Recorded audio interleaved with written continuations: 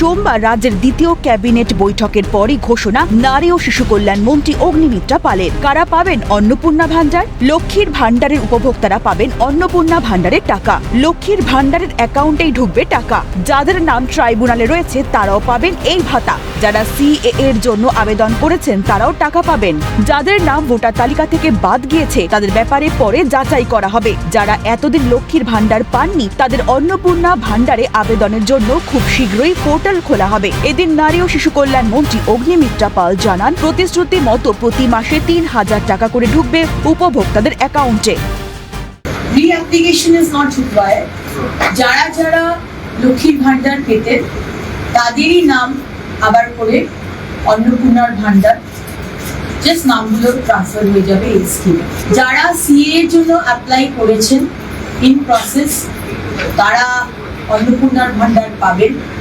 যারা ট্রাইব্যুনালে অ্যাপ্লাই করেছেন তারা অন্নপূর্ণার ভান্ডার পাবেন। যারা পাননি আমরা খুব শীঘ্রই একটি পোর্টাল শুরু করতে চলেছি, সেখানে তারা যারা পাননি এতদিন তারা নতুন এখন যে ইমিডিয়েট যে বিষয়গুলো রয়েছে 1 জুন থেকে আমাদের অন্নপূর্ণা ভান্ডার চালু করতে হবে আমাদের প্রতিশ্রুতি অনুযায়ী। সুতরাং সম্মানীয় মুখ্যমন্ত্রী সে বিষয়ে প্রায়োরিটি ওয়াইজ বিষয়টিকে রাখা হয়েছে। প্রকল্প শুরু হওয়াতে খুশি রাজ্যের মহিলারাও। প্রতিশ্রুতি দিয়ে কথা রেখেছে বর্তমান সরকার। এত তাড়াতাড়ি এই প্রকল্প চালু করায় মুখ্যমন্ত্রী শুভেন্দু অধিকারীকে ধন্যবাদ রাজ্যের মহিলাদের। অনেকটাই খুশি।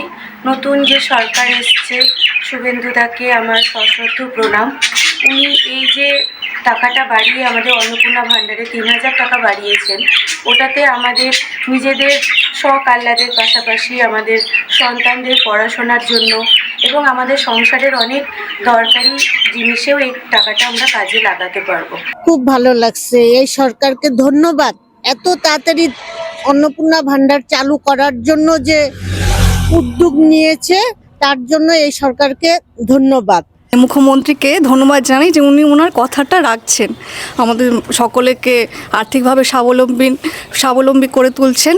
এটা একটা বিশাল বড় পাওয়া আমাদের, বিশেষ করে যারা নিম্ন আয়বৃত্ত ঘরের মহিলারা, তাদের কাছে এটা একটা বিশাল বড় পাওয়া, কারণ অঙ্কটা অনেক বেশি, আগের থেকে অনেক বেশি।